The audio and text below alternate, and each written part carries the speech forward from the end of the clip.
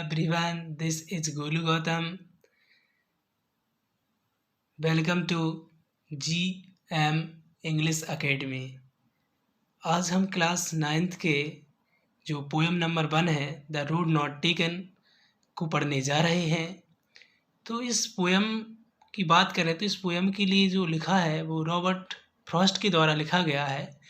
इस पोएम में जो कवि हैं वो एक जंगल से एक चौराहे पर पहुंचते हैं, या एक प्रकार से आप बोल सकते हैं कि एक ऐसे रास्ते पे पहुंचते हैं जहां से दो डायरेक्शन में अलग अलग रोड जाते हुए दिखाई देते हैं। और जब उस जगह पहुंच जाते हैं तो उनके लिए दोनों रास्तों अलग अलग डायरेक्शन में अलग अलग दिशा में जाते हुए दिखाई दे रहे हैं। तो कवि के लिए बहुत ही मुश्किल हो जाता है वहाँ से कि वो किस रास्ते के लिए चुने। एक जो रास्ता है उनके लिए बहुत ही वहाँ पर हरी भरी घास दिखाई दे रही है, वहाँ पर हरी भरी घास दिखाई दे रही है। एक रास्ता है थोड़ा बंजर सा दिखाई दे रहा है जहाँ पर कम लोग जाते हैं, और एक ऐसा रास्ता जहाँ ज़्यादा लोग हरी भरी घास है, लोग जाते हैं, और एक ऐसा रास्ता है जो कम। तो कवि के लिए मुश्किल हो रहा है कि वो कौन से रास्ते के लिए चुने। और तो कवि वहाँ पर बहुत लंबे समय तक खड़ा रहता है और आगे रास्तों को देखता है कि जहाँ तक उसके लिए वो झाड़ियाँ दिखाई देती हैं वहाँ तक वो देखता है। और फिर बाद में वो क्या करता है कि एक रास्ते के लिए ऐसे रास्ते के लिए चुन लेता है जहाँ पर लोग कम जाते थे, तो उस रास्ते को चुन लेता है और कवि आगे जाता है। तो जब कभी आगे जाता है तो उसके लिए प्रतीत होता है कि तो जो रास्ते थे दोनों समान प्रकार के हैं, और वो आगे जाता है, लेकिन उसके लिए वो सोचता है कि जो पहले वाला रास्ता था शायद वो सही था, कि वो रास्ता सही था। तो वो ये सोचता है कि मैं उस रास्ते के लिए दोबारा चल सकता हूँ। लेकिन जब वो उस रास्ते पे अब एक रास्ते पे आगे आ गया था, अब इस रास्ते से वापस जाना उसका क्या था, असंभव था। इस रास्ते से वो वापस नहीं जा सकता था, या उसके लिए एक प्रकार से असंभव था। तो कभी वहाँ सोचता है कि मुझे संदेह है कि अब मैं इस रास्ते से वापस नहीं जा पाऊँगा। तो कभी आगे बढ़ता है और कभी कहता है कि यही जो मेरा निर्णय था, जो मैंने उस समय लिया, यही मैं आगे अपनी ज़िंदगी में इसी से जो हूँ मैं आज हूँ, जो मैंने उस समय निर्णय लिया था। टोटली कवि का यहाँ पर जो बताने का तात्पर्य ये है कि वो ये समझाना चाह रहा है कवि कि हम जो भी निर्णय लेते हैं अपनी लाइफ में किसी भी डायरेक्शन पर, जैसे स्टूडेंट का एक डायरेक्शन आता है कि उसके लिए साइंस साइड आर्ट साइड लेना पड़ता है, तो उसके लिए सही डायरेक्शन लेना है। दोनों रास्ते आपके लिए मिलेंगे, जो आप चुन लोगे वही वैसे उसी प्रकार का आपका भविष्य आगे होगा। तो कवि के साथ भी इसी प्रकार का होता है। जब वो जंगल से वहाँ तक जाता है तो दोनों रास्ते की उसके लिए मिलते हैं। कभी एक रास्ते की चुन लेता है और बाद में वो बताता है कि किस प्रकार के से उसने उस रास्ते को चुना, और बाद में वो किस प्रकार से उस रास्ते के माध्यम से आज जो जैसा है वो है। तो चलिए अब हम देखते हैं इसका स्टैंजा बाय स्टैंजा और मीनिंग बाय मीनिंग हम आपके लिए इसका बताएंगे। जो फर्स्ट स्टैंजा देखते हैं जिसमें लिखा है, two road diverged in a yellow boat, and sorry I could not travel both. And be one traveler long stood, and looked down one as far as I could, to where it went in the undergrowth. यहाँ पर कवि कहता है कि two road means I have told you just now कि two road, कवि वहाँ पर जंगल में है और कवि के लिए दो रोड दिखती हैं जो डाइवर्ज मीन्स अलग अलग हैं, अलग अलग दिशाओं में हैं। इन मीन्स में एलो वुड, एक एलो मीन्स पीले टाइप के, और वुड मीन्स जंगल, जो पीला जंगल है उसमें उस कवि के लिए वहाँ से दो अलग अलग रास्ते दिखाई देते हैं। आगे कहता है कवि, sorry I could not travel both. कवि कहता है कि आई मीन्स में, कुड नॉट मीन्स नहीं, ट्रेवल मीन्स जा सकता हूँ, बोथ मतलब दोनों रास्तों से। कवि कहता है लेकिन मैं दोनों रास्तों से नहीं चल सकता हूँ, या दोनों रास्तों पे नहीं जा सकता हूँ। आप भी समझ सकते कोई भी व्यक्ति दोनों रास्तों पे कैसे चल सकता है, तो उसे एक रास्ता चुनना है। तो कवि आगे कहता है, वी वन ट्रेवलर, बी मतलब कवि कहता है कि वन ट्रेवलर, उसे एक रास्ते पर वो जा सकता है, इसलिए कवि लॉन्ग यानी लंबे समय तक कवि कहता है कि आई स्टूड, मैं वहाँ खड़ा रहा। स्टूड मीन्स खड़ा रहना, कि मैं वहाँ पर खड़ा रहा। एंड मीन्स और लुक्ड मतलब देखता रहा। डाउन मीन्स नीचे।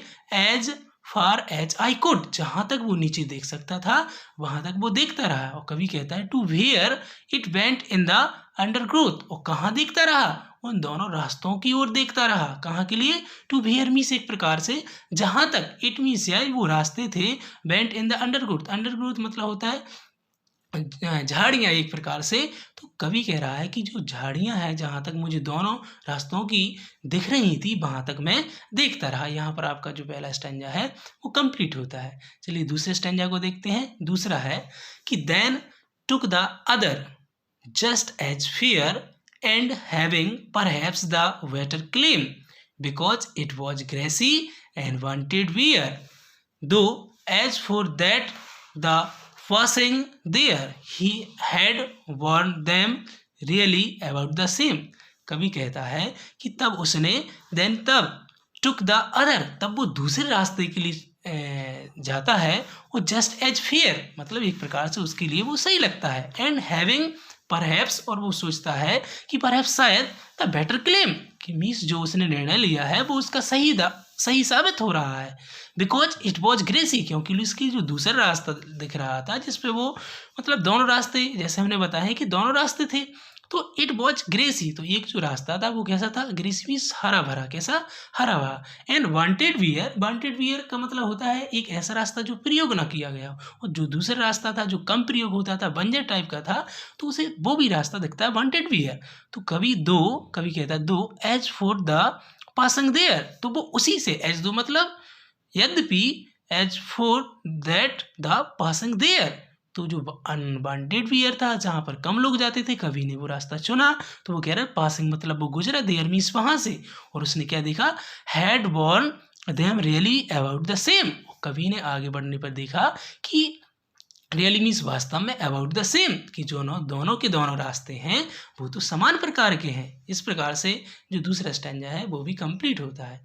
तीसरा स्टैन्जा देखते हैं। तीसरा स्टैन्जा है and both that morning equally lay in leaves no step had trodden black oh I kept the first for another day yet knowing how way lead on to way I doubted if I should ever come back।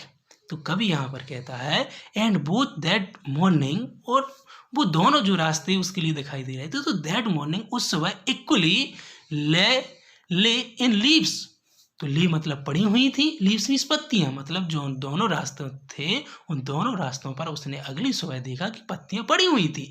No step मतलब कोई भी कदम नहीं, step means होता है कदम। Head ट्रेडन black का मतलब होता है जहाँ पैरों से कोई पैरों के द्वारा किसी प्रकार के कदम ना हो, मतलब लोग चले ना हो। तो वो देखता है कि वहाँ पर पत्तियां ही पत्तियां डली हैं, और ट्रेडन ब्लैक है मतलब वहाँ पर किसी भी प्रकार के कोई भी व्यक्ति नहीं गया है, ना ही पैरों के कदम के निशान है वहाँ पर। और कवि कहता oh I kept the first for another day, कवि ने जो चुना था, तो कवि कह रहा है कि जो मैंने पहले रास्ता चुन लिया था, तो अब वो सोच रहा है कि आई kept the first for another day, कि जिस रास्ते से वो पहले जा रहा था, तो अब वो सोच रहा है फर्स्ट फॉर अनदर डे, कि पहले दिन चुना था, अब वो दूसरे दिन वो ऐसा सोच रहा है कि अगले दिन, यट वो जानता है, यट मीन्स फिर भी वो नोइंग मतलब ये जानते हुए कि how way Leeds on two way, कि हाउ वे मीन्स एक प्रकार से कैसे, वे मीन्स रास्ते से, जो रास्ता है जिस रास्ते से वो चल रहा है या जा रहा है, वो लीड्स कहाँ के लिए जाता है, ऑन द वे उस रास्ते पे जिससे जा रहा है, कि जो रास्ता जा रहा है वो कहाँ तक जाता है, और जो रास्ता उसने छोड़ दिया है उसका क्या। तो वो क्या सोचता है, अब कभी इस प्रकार से यहाँ कन्फ्यूजन में हो जाता है कुछ कदम या कुछ दूरी आगे चलने पर जो उसने रास्ता चुना था। और वो आगे कहता है कि आई डाउटेड, कभी कहता है मुझे संदेह हो गया, मैं कंफ्यूजन में हो गया कि if I should ever come back, कि इफ मीन्स यदि, I should ever come back, कि मैं शायद कभी वापस ही नहीं आ पाऊंगा, क्योंकि उसने जो रास्ता छोड़ दिया है अब उस रास्ते पे वो कभी वापस कैसे आ पाएगा, कि उस रास्ते से, जिस रास्ते से वो जा रहा है तो उसका पता नहीं है, तो अब उसे वो वापस कैसे आ पाएगा। तो इसलिए कवि यहाँ पर कह रहा है कि आई डाउटेड मतलब मुझे संदेह है कि if I should ever come back, कि मैं इसे वापस कैसे आ पाऊंगा। इस प्रकार से आपका तीसरा जो यहाँ पर स्टैन्जा है वो भी आपका कंप्लीट होता है। मुझे आशा है कि आप लोगों के लिए वीडियो पसंद आ रहा होगा, और अगर आपके लिए पसंद आ रहा है तो प्लीज़ इसके लिए चैनल को सब्सक्राइब करें और लाइक करें और शेयर करें। अब इसका जो लास्ट स्टैन्जा है वो भी हम देखते हैं, वो पेज की इस साइड है, तो सॉरी जस्ट अ मिनट, देखते हैं अपन, ओनली थोड़ा टाइम लगेगा ओनली। चलिए लास्ट अपन स्टैन्जा देखते हैं। यहाँ पर,